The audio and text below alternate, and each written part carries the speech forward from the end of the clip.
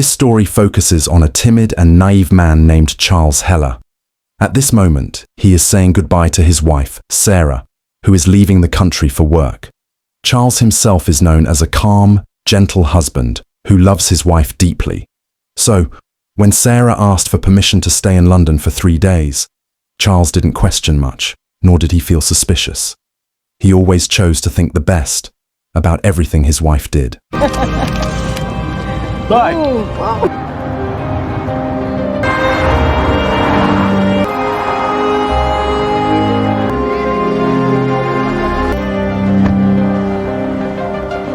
And you might be a little surprised to learn that Charles was actually an employee at the CIA headquarters in the United States. Though he looked clumsy and awkward, Charles possessed a brilliant mind, capable of solving even the most complex problems. It was no wonder that he was appointed as a cryptographer, a specialist in the art of cryptography. Cryptography is the science of protecting information by transforming it into a form that cannot be read by unauthorized parties. Only those with proper authority can read or access such information. It's just a matter of time. Like puzzles.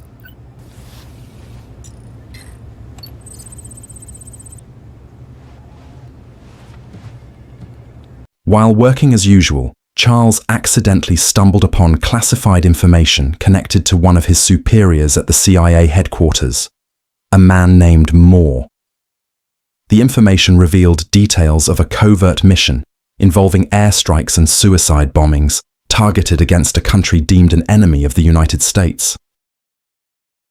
As a misdirected Our airstrike. Department of Defense spokesman denied operations in the area, blaming the attack on local insurgents.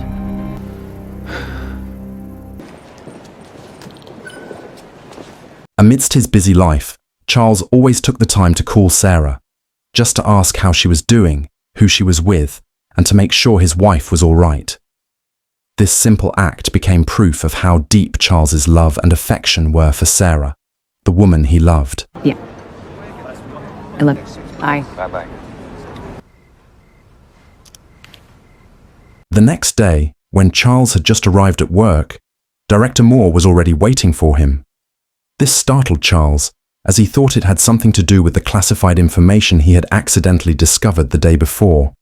However, it turned out that Director Moore wanted to deliver tragic news.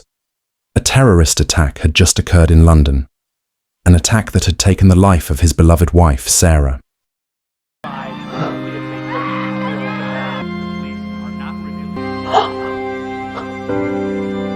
When he returned home, Charles was still in shock, unable to stop thinking about the painful reality that his wife had left so suddenly.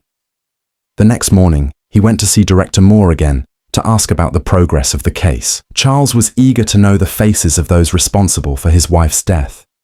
However, for the time being, Director Moore and his investigation team had not yet obtained any information. Charles was told to be patient and leave the matter entirely to the authorities.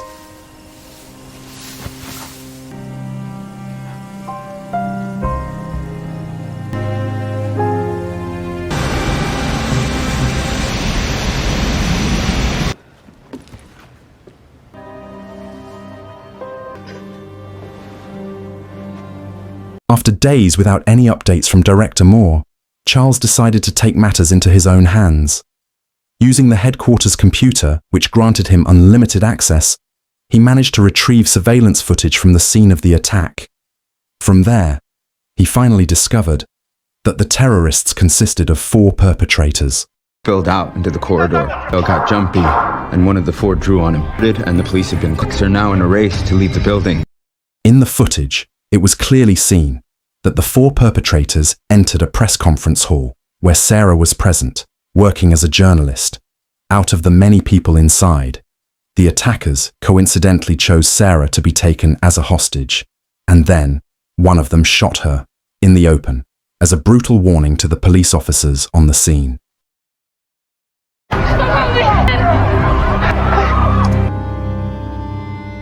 Using the technology at headquarters, through location mapping and voice matching, Charles managed to uncover the names and faces of 3 of the perpetrators. However, one of them could not yet be identified, as he was wearing a mask and a hat.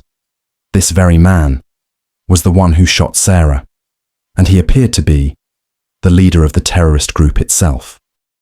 She seems to handle shipments for the wider group. She's in Paris. Turns up there regularly. I'm still filling that in.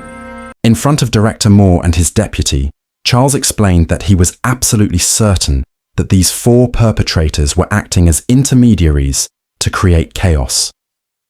Simply put, there was a group, or perhaps even a country, that had paid them to carry out acts of terrorism. In other words, Sarah had become a victim of a scheme driven by the interests of a nation. You knew this? Thank you. It turned out that Director Moore and his deputy already knew about this. They already knew the identities of the 4 perpetrators who had caused Sarah's death.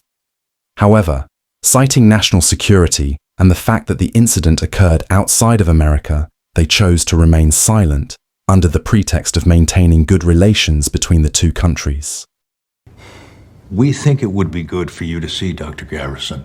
Instead of being helped to capture the 4 perpetrators, Charles was advised to see a psychiatrist with the hope that it would calm him down. However, this approach did nothing to ease his mind. Instead, it made his thoughts even more tangled and chaotic. Rather than relying on or expecting help from others, Charles contemplated taking a very risky step, stealing classified information from the CIA headquarters where he worked.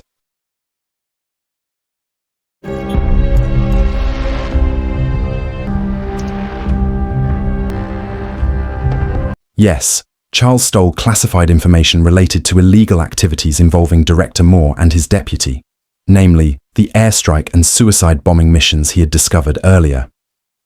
Charles also had an online friend who was likewise a cryptographer, someone he had known for a long time but had never met in person. You've been very quiet lately.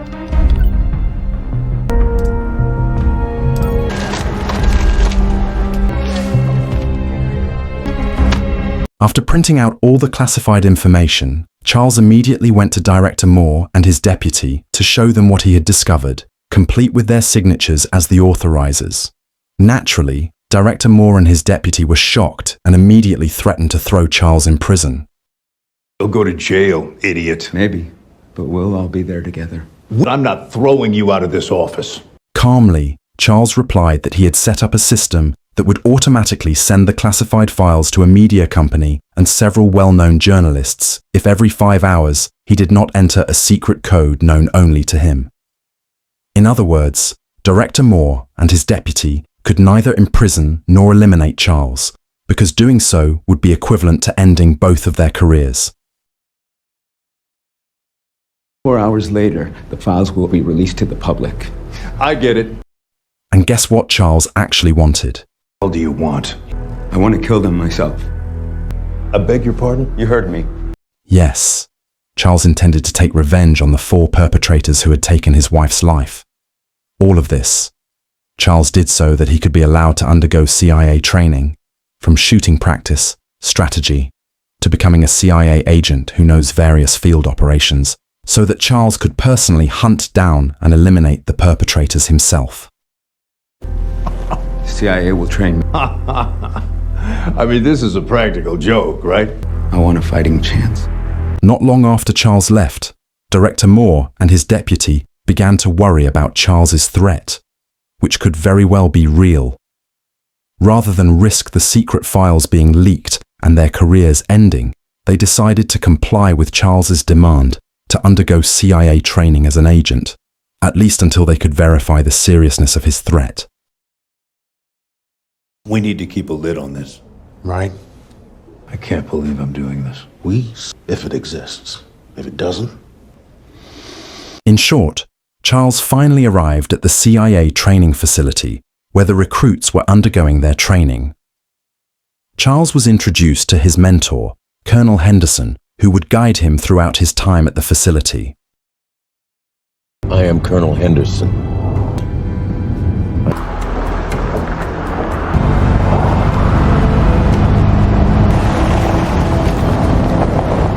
Wasting no time, Charles immediately began shooting practice, with results that were extremely disappointing, as not a single shot hit the target. Even when he was asked to step closer to the target board, he still missed, leaving his mentor shaking his head at Charles's pitiful performance.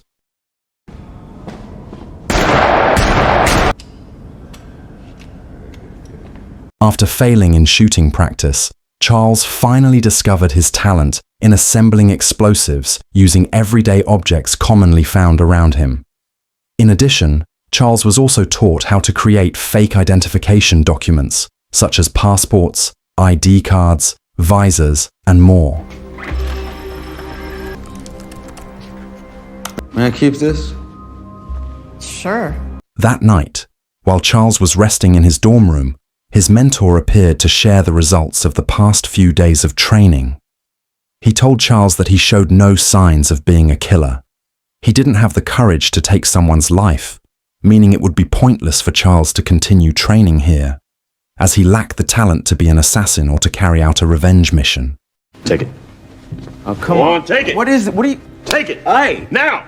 And yes, the mentor forced Charles to pull the trigger and shoot at the mentor to prove his previous statement.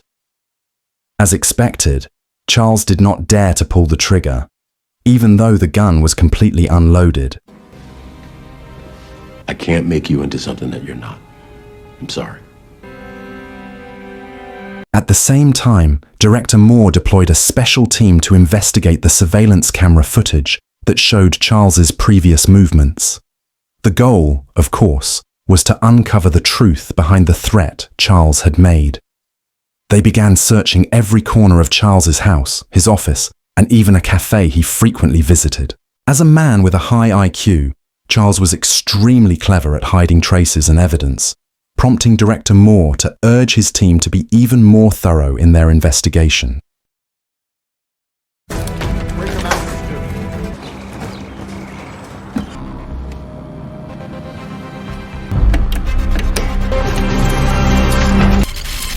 Over this. Several days passed, and as Charles continued his training, Director Moore's special team managed to conclude their investigation, stating that Charles was merely bluffing and that his threat was nothing but empty words. Consequently, Director Moore quickly contacted Charles's mentor, ordering him to eliminate Charles immediately. Okay. Unbeknownst to all of them, Charles had been monitoring their movements all along. Using a small audio bug he had cleverly disguised as a paperclip. Realizing that his mentor was planning to eliminate him, Charles quickly rushed out of the CIA dormitory.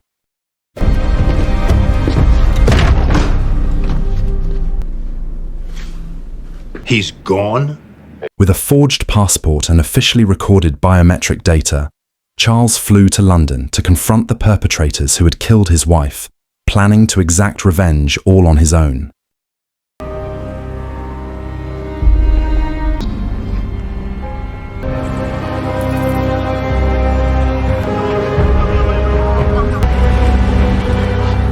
Charles deliberately stayed at a hotel adjacent to a restaurant frequently visited by one of the perpetrators. His first target was a woman named Gretchen. Thanks to her expertise in hacking systems, Charles was able to remotely hack Gretchen's phone and successfully locate the apartment where she lived.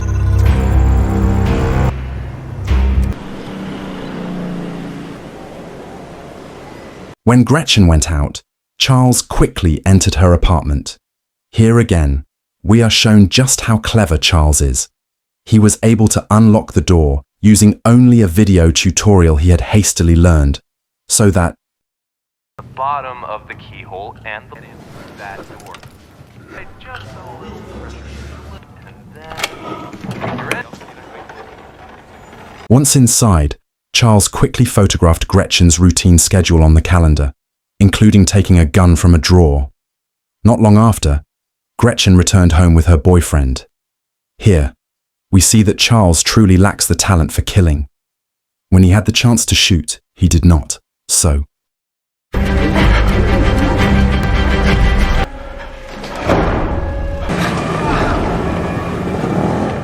upon returning to the hotel, Charles was haunted by anxiety, unable to kill, yet burning with the desire for revenge. After thinking hard, he devised a way to get revenge without having to kill directly, Using Gretchen's schedule from the calendar, he discovered that she had an allergy to flower pollen. The next morning, Charles went to a flower shop and bought all the flowers available there. Anglais? All of them, please. Tous. Not yet. Not only that, Charles also managed to find out the clinic that Gretchen usually visited for lung and respiratory function tests, which required patients to be inside a glass chamber to undergo the procedure according to medical regulations. So,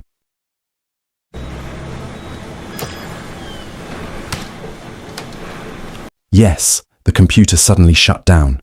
Clearly, Charles's doing. So, when the doctor stepped out, Charles immediately entered and locked the door from the inside. He also secured the glass chamber, preventing Gretchen from getting out, and began pouring flower pollen inside.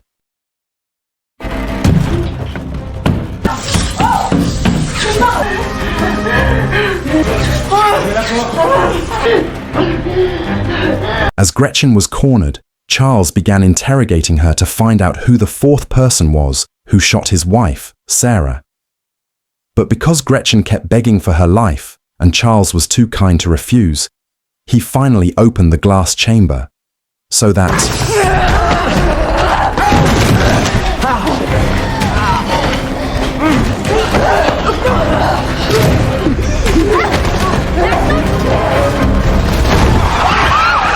yes, Gretchen ended up dead, not because of the flower pollen, but from being hit by a car. Panicking, Charles quickly grabbed Gretchen's phone and ran away from the scene.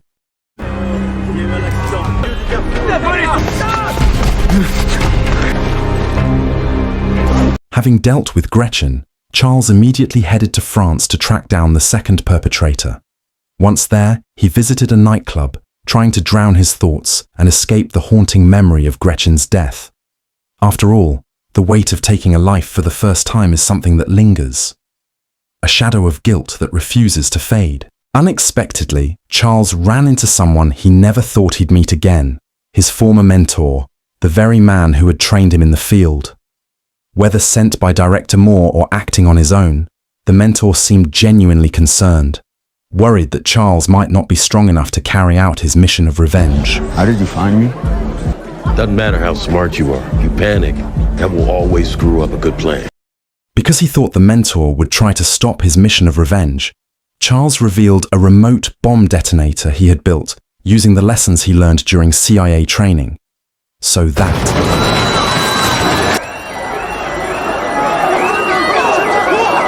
after successfully escaping from his mentor, Charles quickly contacted his online friend, a fellow cryptographer who happened to be in Turkey at the time. Without a second thought, he immediately boarded a flight to go meet him.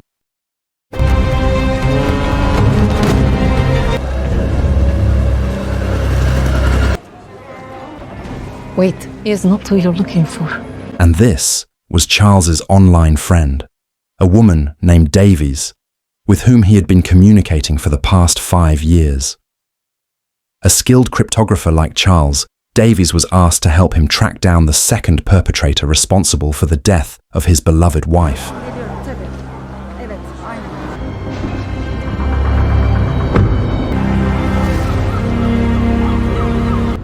Mr. CIA man with a gun, I guess.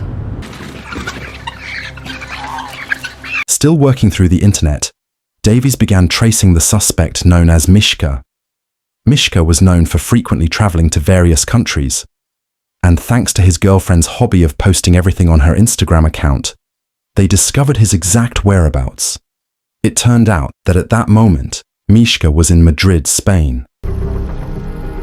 And there she is. She flew Moscow to Madrid last week. Long story short, Charles and Davies finally arrived in Spain, where they kept a close watch on the surveillance cameras of the hotel that Mishka often visited with his girlfriend and friends. It was also discovered that Mishka had a hobby of swimming in a glass pool stretched between 2 buildings. Charles began studying in detail how the glass could withstand 150 tons of water, learning that the pool was built with 3 layers of glass, each separated by an air gap to strengthen its durability. Armed with this knowledge, Charles stole a submarine regulator, a device that could be used to reduce the air pressure in those gaps, thus weakening the glass structure of the pool.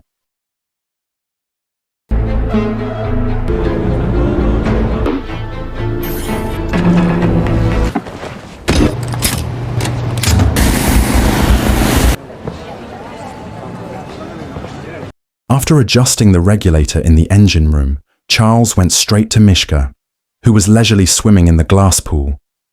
Just like before, Charles only asked for one thing: the name of their leader, the one who had shot his wife, Sarah. But Mishka was just as stubborn as Gretchen. He refused to reveal the name, even taunting Charles with a mocking glare. And so, this is what happened next.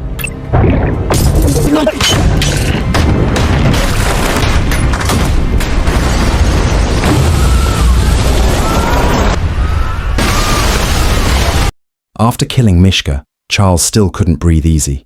Now, several agents sent by Director Moore had been assigned to eliminate him, including his mentor, who was also there. Without a second thought, Charles quickly dashed into the engine room and...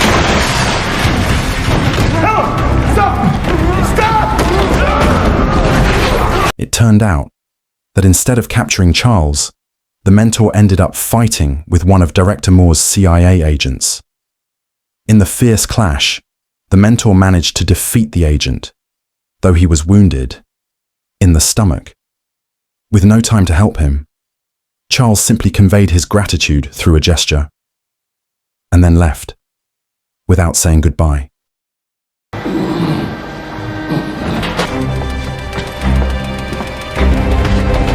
At the same time, Director Moore and his team were still monitoring the surveillance footage from the hotel where Charles had just carried out his move. They managed to spot the earpiece in his ear, sparking a theory that someone was assisting him from afar. Following that lead, Moore's team quickly began tracing and eventually uncovered the message history between Charles and Davies. Talk to me. From Hala. Inquiline. Codename Inquiline. Locate this person. Codename Inquiline. Get me the Russian station chief in Istanbul. Without Charles and Davies realizing it, Director Moore had already dispatched his kill team to eliminate them both in Turkey, striking at the very moment when they were fast asleep. Fortunately, Davies quickly sensed the danger, thanks to the motion sensors she had installed around the house. In an instant, the two of them fled the place together.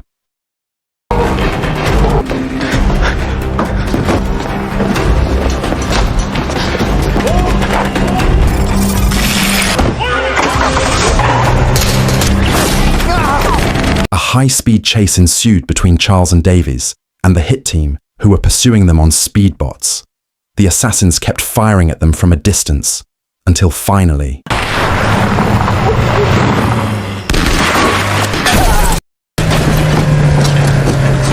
Yes, the car skidded, and Davies, who had been fatally shot, was briefly taken to a safe place in an attempt to save her. Despite the efforts, her life could not be saved, leaving Charles resigned and engulfed in deep sorrow. In the end, Charles had to carry out this revenge entirely on his own, without anyone's help. The only asset he had was his genius intellect, capable of solving complex problems, along with the phone and personal accounts of Davies. Charles then reached out to the third target, known as Elish. Elish frequently purchased illegal weapons for his terrorist activities, so Charles planned to pose as an arms dealer to lure Elish into revealing himself.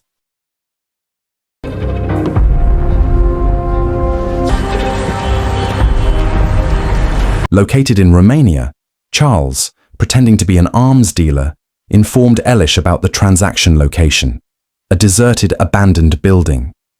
While waiting for Elish to arrive, Charles took the opportunity to confuse Director Moore and his team by manually scanning his face on the security cameras and superimposing it onto several random people in different countries.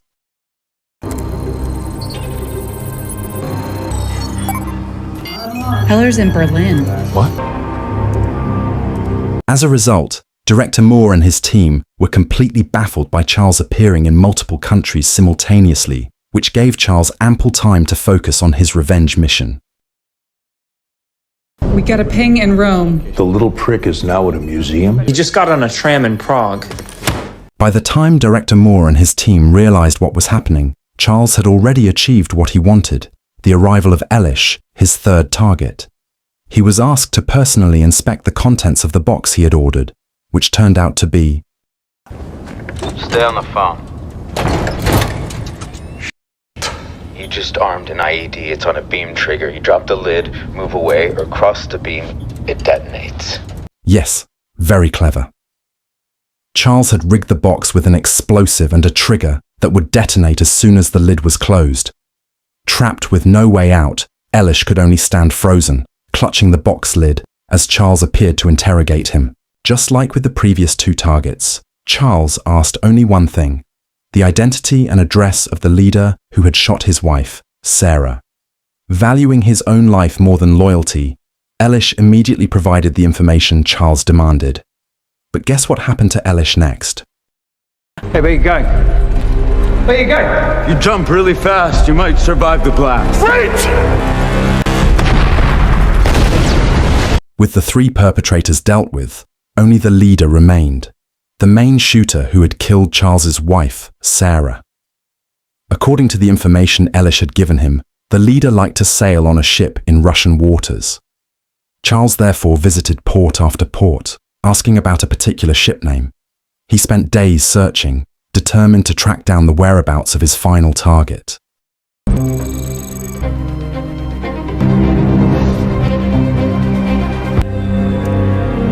After several days of searching, Charles finally spotted the ship he had been looking for. But just as he was about to approach, suddenly...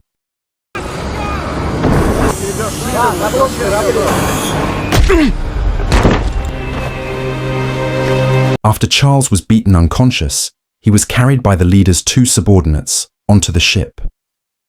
There, he finally saw the man who had shot Sarah, named Horst Schiller. The leader calmly explained that he had no personal grudge against Charles's wife. That day's incident was purely a matter of spontaneous necessity to avoid police encirclement. That's it. Necessary. The leader admitted that he was already aware of the deaths of his three subordinates at the hands of Charles and had investigated how they died. After careful analysis, the leader realized that Charles was not the typical type of killer. From the methods Charles used, it was clear that he was incapable of killing them all directly with his own hands. But doesn't mean you're weak, truly a killer. Don't believe me? Realizing this, the leader took out a gun, loaded it, and cocked it, ready to fire.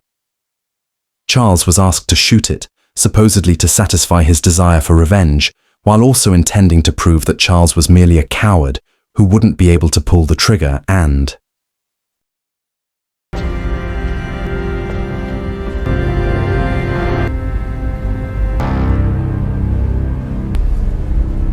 As you might have already guessed, Charles couldn't bring himself to do it directly. He returned the gun to the leader and sat calmly, waiting for something to happen, namely,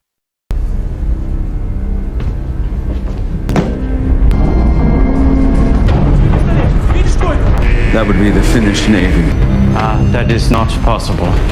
yes, unbeknownst to the leader and his two subordinates, the ship entered Finnish territorial waters.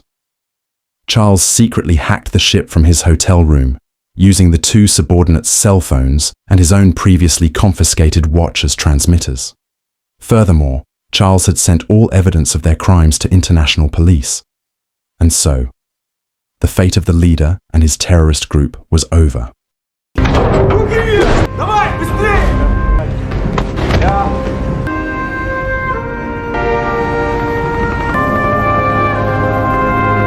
Based on the testimony of the terrorist leader, Director Moore, as head of the CIA, was arrested for a series of crimes against humanity that claimed thousands of innocent lives.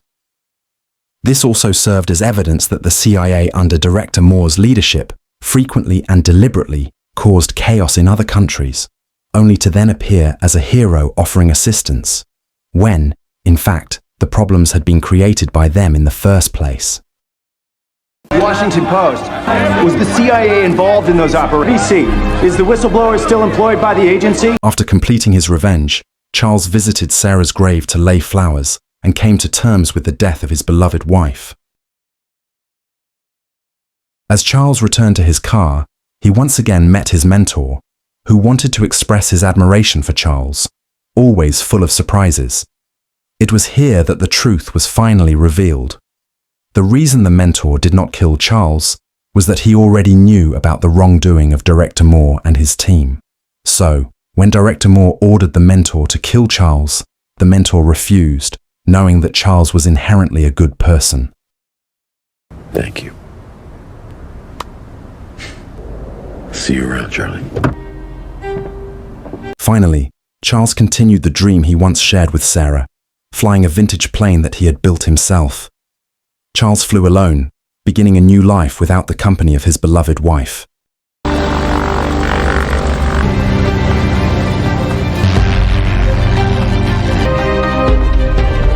Finished. The story of Charles in the film The Amateur 2025 teaches us that intelligence, perseverance, and a good heart can overcome the greatest challenges. Revenge is not the answer. Moral courage, sincerity, and steadfastness are what uphold justice. The life lesson is simple yet powerful. Stay wise, brave, and kind, even in a world full of danger and evil. Thank you for watching and see you in the next video. Thank you.